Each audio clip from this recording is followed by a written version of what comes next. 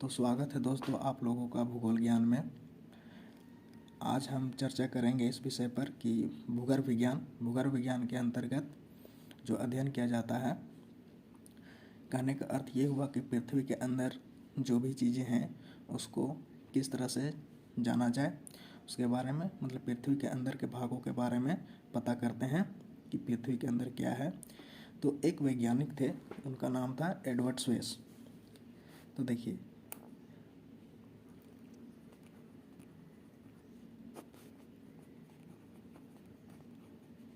Edward sweats, इन्होंने जो है सो क्या बताया कि इन्होंने पृथ्वी को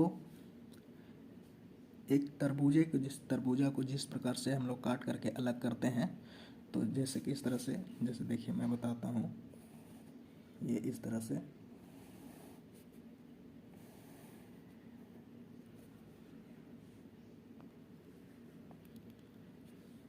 से उन्होंने बताया कि देखिए, पहला एडवर्ड स्वेस महोदय ने बताया कि ये वाला जो पार्ट है इसको उन्होंने सियाल कहा, सियाल नाम दिया, और ये वाला जो पार्ट है इसको उन्होंने सीमा बोला, और ये कोर वाला पार्ट है इसको बोला नीफे। ये हो गया नीफे। तो उन्होंने यह बताया कि सियाल का नाम कैसे पड़ा, तो इसमें सिलिकन और एल्युमिनियम की अधिकता है। सिलिकन और एल्युमिनियम, इधर मैं लिखता हूँ, सिलिकन और एल्युमिनियम की क्या है, अधिकता है।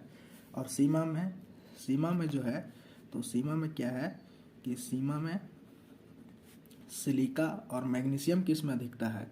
इसमें सिलिका और एल्युमिनियम की अधिकता थी, इसमें सिलिकन और मैग्नीशियम की अधिकता है।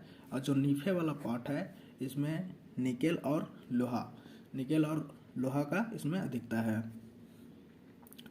तो उन्होंने ये बताया कि जो सियाल जो है, सो सियाल क्या है, इसमें एडवर्ड स्वेस ने बता रहे हैं, उन्होंने बताया कि इसमें एसिड है, ये वाला पार्ट में एसिडिक है। क्या है, एसिडिक पार्ट है। ये वाला पूरा पार्ट क्या है, एसिडिक है। ये वाला क्या है, बेस है, ये बेस है। और ये क्या है, लिक्विड है, लिक्विड अवस्था में है, उन्होंने बताया स्वेस ने। तो ये जो बताया उन्होंने कि एसिडिक है, ये बेस है, ये लिक्विड है। तो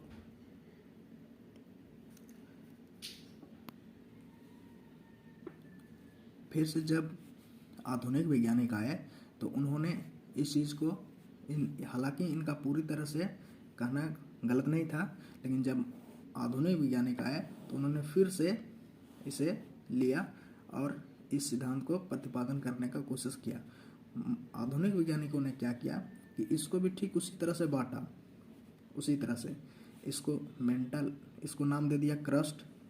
आधुनिक वैज्ञानिकों ने इसका मेंटल और इसका कोर।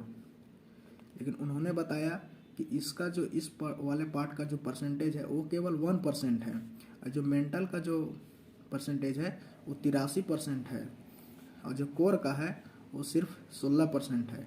यानी कि इसमें यह पता चल रहा है कि सबसे अधिक जो भाग है वो सबसे अधिक मेंटल का भाग है, जो कि 83% है।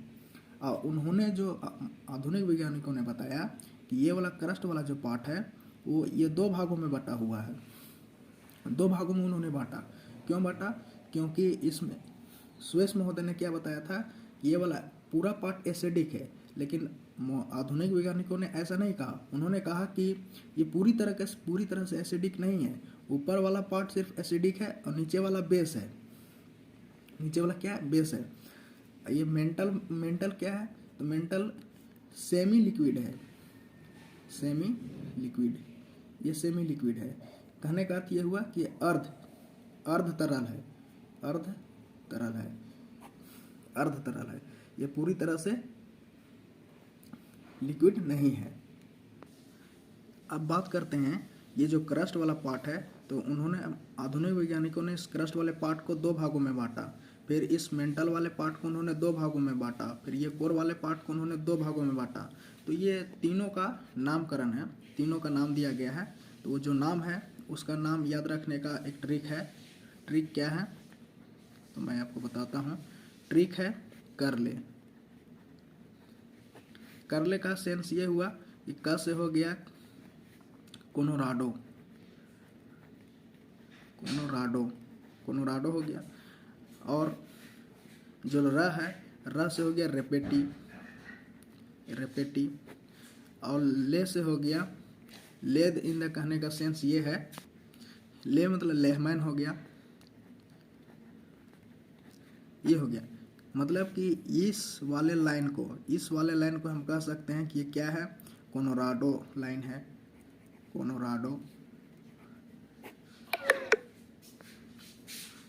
और ये वाला जो लाइन है, इस लाइन को हम कह सकते हैं कि इसका रेपेटी नाम दिया गया है।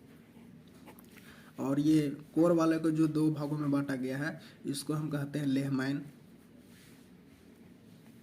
लेहमैन। इस तरह से नाम दिया गया है।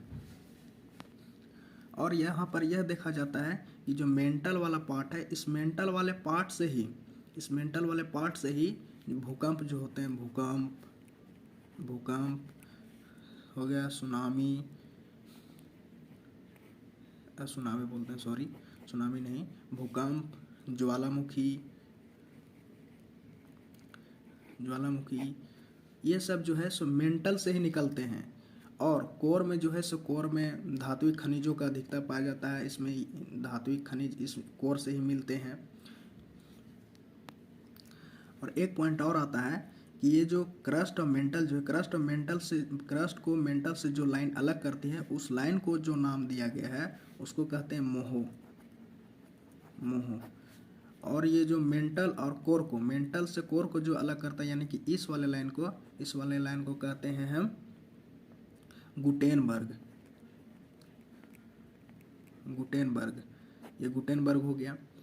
तो ये जो है इस तरह से, तो इसको भी याद करने का एक ट्रिक है। ये लाइन को, इसको हम मग से याद कर सकते हैं। मग कहने का मतलब हुआ मोहो, आप इसे ट्रिक से याद रख सकते हैं। और ग से हो गया ग इन द सेंस कि गुटेनबर्ग, मतलब इस तरह से हम पृथ्वी के भूगर्भिक संरचना को देखें कि किस तरह से वो बटा हुआ है, किस में बटा हुआ है। तो अब हम इससे भी तुलना कर सकते हैं कि ये जो क्रस्ट है, क्रस्ट को हम, जो सुयश महोदय ने बताया, जो सियाल बोला, सियाल को हम क्रस्ट से तुलना कर सकते हैं। और मेंटल को हम सीमा से तुलना कर सकते हैं। और कोर को निफे से तुलना कर सकते हैं। यानी कि हम क्रस्ट में कह सकते हैं कि उस सुयश महोदय ने बताया कि सियाल और सीमा है इसमें, तो क्रस्ट में ये बता सकते हैं कि सिलिकॉन और एल्युमिनियम की अधिकता पाई जाती है। मेंटल में कह सकते हैं कि सिलिकॉन और मैग्नीशियम की अधिकता पाई जाती है। और कोर में भी यह कह सकते हैं कि निफे है तो निकेल और लोहे का अधिकता पाया जाता है। ऐसे भी इसे धात्विक खनिज का मंडल कहा जाता है। तो इस तरह से हमने भूगर्भ विज्ञान को समझा और आगे समझेंगे नेक्स्ट क्लास में। तब तक के लिए जय हिंद, धन्यवाद।